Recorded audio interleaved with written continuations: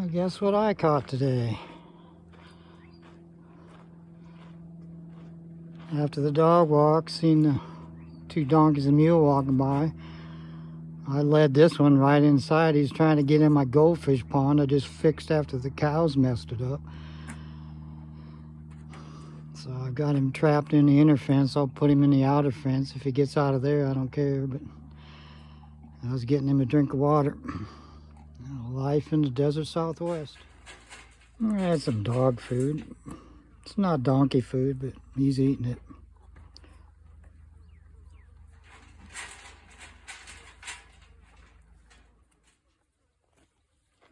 He's eating some of my weeds, so it's not a bad thing.